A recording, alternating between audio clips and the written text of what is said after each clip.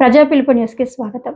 సంగారెడ్డి జిల్లా పటాన్చెరు నియోజకవర్గంలో రామేశ్వరం మండల మున్సిపాలిటీ పరిధిలోని వెకర్స్ సెక్షన్ కాలనీలో పటాన్చెరు పోలీసులు జిల్లా ఎస్పీ ఆదేశ్ విస్తృత cordon search Patancheru DSP Prabhakar ఆధ్వర్యంలో నిర్వహించారు. ఈ తనిఖీలో సరైన పత్రాలు లేని 78 అనుమానిత వాహనాలను పోలీసులు సీజ్ చేసి పటాన్చెరు పోలీస్ స్టేషన్ కు తరలించారు. కాలనీ వాసులకు డ్రగ్స్ వంటి మారక ద్రవ్యాల వల్ల కలిగే ప్రమాదాలు, వాటి నివారణకు తీసుకోవాల్సిన జాగ్రత్తలపై అవగాహన కార్యక్రమం నిర్వహించారు. ఈ కార్యాచరణలో జిల్లాలోని సిఐలు, ఎస్ఐలు, పోలీస్ సిబ్బంది తదితరులు పాల్గొన్నారు.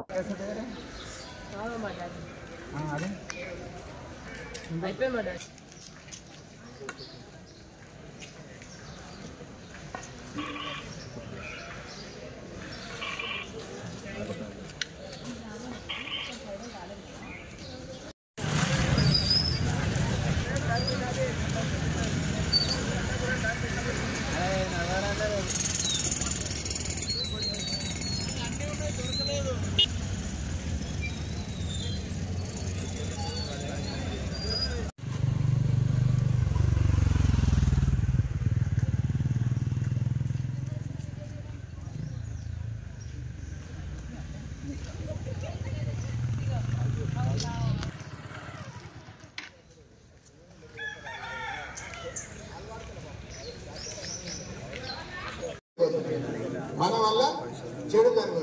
ఆ విధంగా మనం ముందుకు పోవాలా. దానికోసం మీరు అందరూ కూడా పోలీసులు సహకరించాలా. తర్వాత మీలో కూడా ఇప్పుడు ఎవరో ఒకరు నాకు మాట్లాడి ఇక్కడ సమస్యల గురించి కూడా ఒకరు చెప్పాలి. వచ్చి అందరినీ చెడగొట్టే అవకాశం ఉంది. కాబట్టి వాటన్నిటికీ మనం ఏం చేయాలా? దూరం ఉండాలి. గాంజా వాడటం కానీ, కొకైన్ వాడటం కానీ, ఇలాంటి హెరాయిన్ వాడటం కానీ, ఇలాంటి మత్తు పదార్థాల జోలికి పోవద్దు. మత్తు పదార్థాల సమాచారం మీకు తెలిసిన వెంటనే మీరు డైరెక్ట్గానే కాల్ చేయొచ్చు, లేదా డైరెక్ట్ వచ్చి పోలీస్ స్టేషన్ అయినా చెప్పొచ్చు, లేదా మీకు తెలిసిన పెద్ద మనిషికి ఎవరితో చెప్పి మాకు ఇన్ఫర్మేషన్. నిషేధ పదార్థాలను సేవించనని, కలిగి ఉండనని, వాటికి దూరంగా ఉంటానని నాతో పాటు మా కుటుంబ సభ్యులు మరియు మా సమాజంలోని ప్రతి ఒక్కరు కూడా మత్తు పదార్థాలకు అలవాటు పడకుండా మన తెలంగాణ రాష్ట్రాన్ని మరియు మన భారతదేశాన్ని పదార్థాల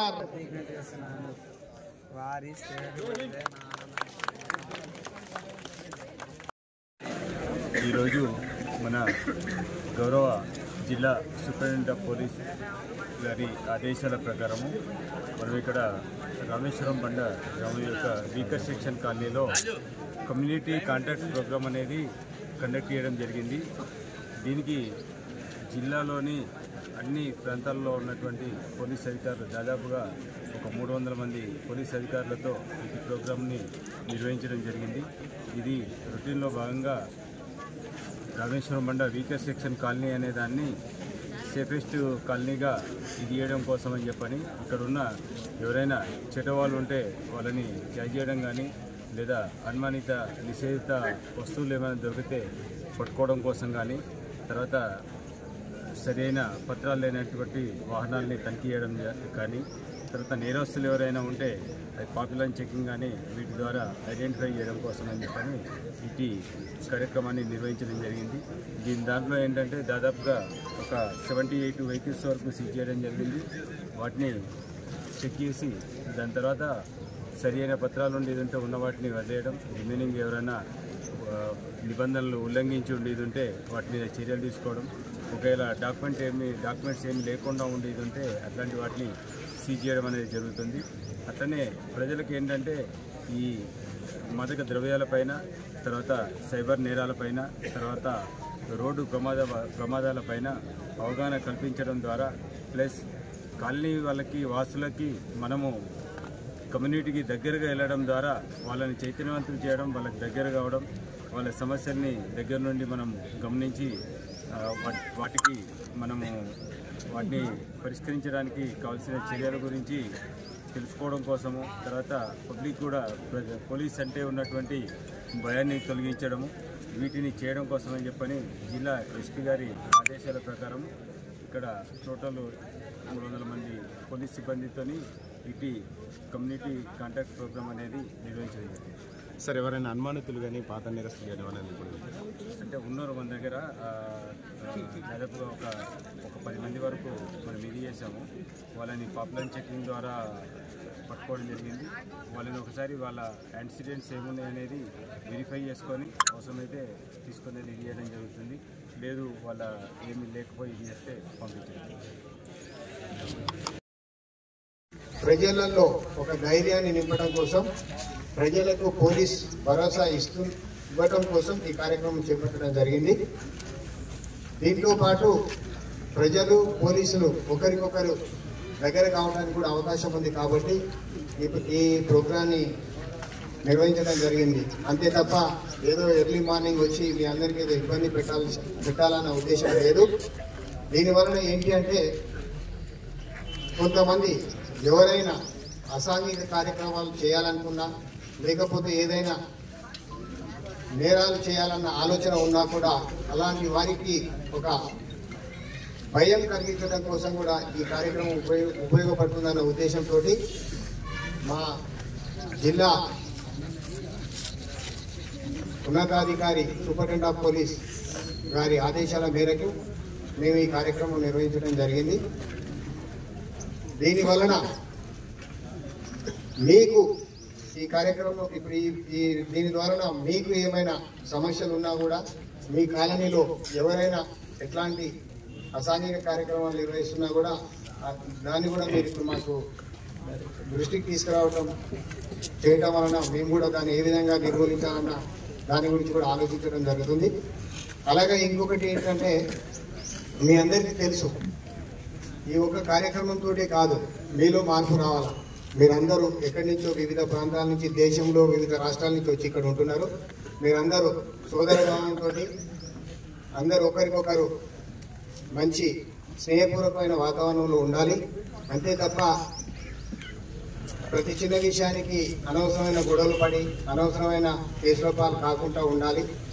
అప్పుడప్పుడు మనం చూస్తున్నాం, మీ అందరు కూడా తెలుసు, మీ దగ్గర నుంచి చిన్న చిన్న గొడవలు పెట్టుకొని కొట్లాడుకొని అప్పుడప్పుడు పోలీస్ స్టేషన్ రావడం కూడా జరుగుతుంది. అదంతా ఏంటంటే అవగాహన లేక, ఓపిక లేక, క్షణికావేశంలో చేసుకునే పొరపాట్లే. ఈ మధ్యలో మీకు కూడా తెలుసు, చాలా 2-3 సంఘటనలు జరిగినాయి. అక్కడక్కడ కొట్లాడుకోవడం, గాయాలు చేసుకొని పోలీస్ స్టేషన్కి వచ్చి కేసులు చేయడం జరిగింది. ఆ కేసులు చేయడం వలన నష్టం ఎవరికి జరుగుతుంది? మీకే జరుగుతుంది. ఒకసారి ఆలోచించాలి. మనం ఒక పని చేసే ముందు ఒక క్షణం ఆగి మనం చేసే పని మంచిదేనా కాదా, ఈ పని చేయడం వలన మనకు కానీ, మన కుటుంబానికి కానీ, మన సమాజానికి కానీ ఏమైనా ఉపయోగపడుతుందా అనే ఉద్దేశంతో మీరు ఆలోచించి చేస్తే మనం ఎటువంటి ఇబ్బందులకు గురి కాకుండా ఉండటం జరుగుతుంది. కాబట్టి మీరు అందరూ ఆ విధంగా ఉండాలని, అలాగే మీ అందరికీ ప్రతి ఒక్కరికి ఒక సెల్ ఫోన్ ఉంది, ఒక మోటార్ సైకిల్ అయితే కంపల్సరీ ఉంది. మోటార్ సైకిల్ ఉంది అంటే మోటార్ సైకిల్ మనిషికి అన్ని అవయవాలు ఎలా ఉంటాయో మన మోటార్ సైకిల్ ఉన్నప్పుడు కూడా దానికి కొన్ని రూల్స్ అండ్ రెగ్యులేషన్స్ మనం పాటించాలి, నియమ నిబంధనలు పాటించాలి. అంటే బైక్ కొంటున్నాం, బైక్ అమ్మిన వ్యక్తి ఎవరు? కొత్తదైతే షోరూంలో కొంటాం, పాతదైతే ఒక తెలిసిన వ్యక్తి దగ్గర తెలియని వ్యక్తి దగ్గర కొంటాం. కొనేటప్పుడు దానికి ప్రాపర్ డాక్యుమెంట్స్ ఉన్నాయా లేవా? ఆ బండి ఆయన కొన్నాడా లేకపోతే ఆయన వేరే ఎక్కడి నుంచైనా తీసుకొచ్చినాడా అనే విషయాన్ని కూడా మనం ఏం చేయాలా? అవన్నిటిని వెరిఫై చేసుకోవాలి. వెరిఫై చేసుకున్న తర్వాత మన దగ్గరికి వచ్చిన తర్వాత దాన్ని ఏం చేయాలా? మన పేరు మీద మార్పించుకోవాలి. ఒకవేళ మనమే అమ్మినాము, మనం అమ్మినప్పుడు ఏం చేయాలా? బాధ్యతగా వాడు డబ్బులు ఇవ్వగానే మనకు సరిపోదు. మన పేరు మీద నుంచి వాళ్ళ పేరు మీదకి మోటార్ వెహికల్ ఇన్స్పెక్టర్ గారి కార్యాలయానికి పోయి దాన్ని మార్పియాలా. మార్పించుకోకపోతే ఏమైతుంది? వాళ్ళు చేసే నేరానికి మనం కూడా బాధ్యులమవుతాం. ఆయన తీసుకుపోతాడు, ఎక్కడో యాక్సిడెంట్ చేస్తాడు, లేకపోతే ఆయన తీసుకుపోతాడు ఏదో ఒక నేరంలో ఆ బండిని వాడతాడు. డైరెక్ట్ పోలీసు వారు ఎక్కడికి వస్తారు? ఆ బండి ఎవరి పేరు ఉందో మన కాలనీకి వస్తారు. కాబట్టి మనం అమ్మినా దాన్ని ఇమీడియట్ గా మనం మార్పించుకోవాలి. ఒకవేళ పోలీస్ శాఖ సిబ్బంది మీకోసం, మీ క్షేమం కోసం ఈ వీకర్ సెక్షన్ కాలనీలో వచ్చి మిమ్మల్ని ఇంటరాక్ట్ అవ్వడం ద్వారా ఇక్కడున్న చెడ్డ వాళ్ళకి భయం కల్పించడం, మంచి వాళ్ళకి ధైర్యం కల్పించడం కోసం ఇక్కడికి ఇచ్చేయడం జరిగింది. మీరు మీకు ఉన్నటువంటి సమస్యల్ని ఇప్పుడు చెప్పవచ్చు. వాటిని అది పెట్రోలింగ్ కావచ్చు, బీట్ కావచ్చు, గస్తీ కావచ్చు, ఏదైనా గొడవలు కావచ్చు, దేనికి సంబంధించి అయినా మీరు ధైర్యంగా మాకు చెప్పవచ్చు. రెండోది, ఇప్పటిదాకా మా సిఏ గారు పటాన్చెరు సిఏ గారు వినాయక్ రెడ్డి గారు మీకు అన్ని రకాలుగా అవగాహన అనేది కల్పించడం జరిగింది. దాంట్లో ముఖ్యంగా ఏంటంటే మీరు చాలా మంది బండ్ల మీద ప్రయాణం చేయడం జరుగుతుంది. హెల్మెట్ పెట్టుకోకుండా ప్రయాణించడం ద్వారా బాడీ మొత్తం మీద ఎక్కడైనా కాలు విరిగినా చేతి విరిగినా బతికే అవకాశం ఉంటుంది, కానీ తలకి దెబ్బ తగిలితే చిన్న బ్లడ్ క్లాట్ ఉన్నా చనిపోతారు. కాబట్టి హెల్మెట్ కి అంత ముఖ్యమైనటువంటి ప్రాధాన్యత ఉంది. కాబట్టి అందరూ దయచేసి వెహికల్స్ కొంటున్నప్పుడు ఖచ్చితంగా హెల్మెట్ కూడా కొనుక్కోవాలా. ఇద్దరు ఉంటే ఇద్దరు హెల్మెట్ పెట్టుకోవాలా. తర్వాత దానికి సంబంధించిన డాక్యుమెంటేషన్ అనేది కరెక్ట్ గా మెయింటైన్ చేసుకోవాలా. రెండోది, వాహనాలకు సంబంధించినటువంటి రూల్స్ ఏవైతున్నాయో వాటిని విధిగా పాటించాలా. తర్వాత రెండోదేమో ఈ వాట్సాప్ లో ఏదైనా లింకులు పంపించి ఇది చేస్తే దాన్ని క్లిక్ చేసి ఎవరైనా కాల్ చేయగానే వాళ్ళకి ఆ ఓటీపీ నెంబర్ చెప్పడం, మన అకౌంట్ లో ఉన్నటువంటి డబ్బులు పోగొట్టుకోకుండా చూసుకోవడం అనేది చేసుకోవాలా. తర్వాత మా ఉద్దేశం ఏంటంటే మీ దగ్గరికి మేము రావడం ద్వారా ఒకటి మీతో ఇంటరాక్షన్ అవుతుంది, ఎవరున్నారో తెలుస్తుంది. రెండోది, మీకు కూడా మీ సమస్యల్ని చెప్పుకునే అటువంటి అవకాశం ఉంటుందనే జిల్లా ముఖ్య అధికారి గారైన మన ఎస్పీ గారు యొక్క ఆదేశాల ప్రకారం ఇంతమంది ఇక్కడ అంటే జిల్లా నలుమూలల నుంచి ఫోర్స్ని మొబిలైజ్ చేసి మీ అందరి దగ్గరికి ఎస్పీ గారు పంపించడం జరిగింది. కాబట్టి మీరు ఈ అవకాశాన్ని సద్వినియోగం చేసుకొని మీకున్న సమస్యలు చెప్పి సమస్యలు తీర్చుకోవడం ఒకటి. రెండోది, మీరు చైతన్యవంతులై నెక్స్ట్ ఈ ప్రోగ్రాం అయిన తర్వాత ఎవరు ఇక్కడ నుండి బళ్ళ మీద వెళ్తూ కింద పడితే చనిపోయినారటువంటి అటువంటి వార్త వినే అవకాశం ఉండకూడదు. తర్వాత రెండోది, ఫోన్లో ఇట్లనే ఎవరైనా ఫోన్ చేసి మీకు డబ్బులు వస్తాయని చెప్పాను, లేదంటే మీరు ఇన్వెస్ట్ చేయమని చెప్పాను, మీకు 4 లాభం వస్తుందని చెప్పాను ఫోన్ చేస్తే డబ్బులు పోగొట్టుకోవడం కానీ, ఏదైనా గుర్తు లేని నెంబర్ నుంచి లింక్ లేదని పంపిస్తే క్లిక్ చేయడం కానీ అట్లాంటివి చేయకుండా ఉండడం ద్వారా మీరు నష్టపోకుండా ఉండాలనేది రెండవది. మూడవది, మాదక ద్రవ్యాలు కానీ మత్తు పదార్థాలు కానీ ఏది కూడా వినియోగించకూడదు. తర్వాత మీ పరిసర ప్రాంతాల్లో ఉన్నటువంటి ఎవరైనా వినియోగిస్తున్న ఆ సమాచారాన్ని మాకు అందజేసి తద్వారా మీ పిల్లలు కానీ మీరు కానీ ఎవరు కూడా చెడిపోకుండా ఉండేటువంటి దీన్ని చేయాలని చెప్పని. తర్వాత ఎవరైనా అపరిచితులు తెలియని వాళ్ళు కొత్త వాళ్ళు ఎవరైనా వచ్చి ఉంటే మీరు అట్టి సమాచారాన్ని స్థానిక పిఎస్ లో కానీ నాకైనా సరే సిఏ గారికి అయినా సరే మీకు తెలుసున్న ఏ అధికారికి అయినా సరే ఇవ్వడం ద్వారా మొత్తానికి వీకర్ సెక్షన్ కాలనీ అనేది ఒక సేఫెస్ట్ ప్లేస్ అని చెప్పని, అంటే రోల్ మోడల్ గా ఉండాలని చెప్పని మీరంతా దానికి సహకరిస్తారని చెప్పని కోరుకుంటూ మీ అందరికీ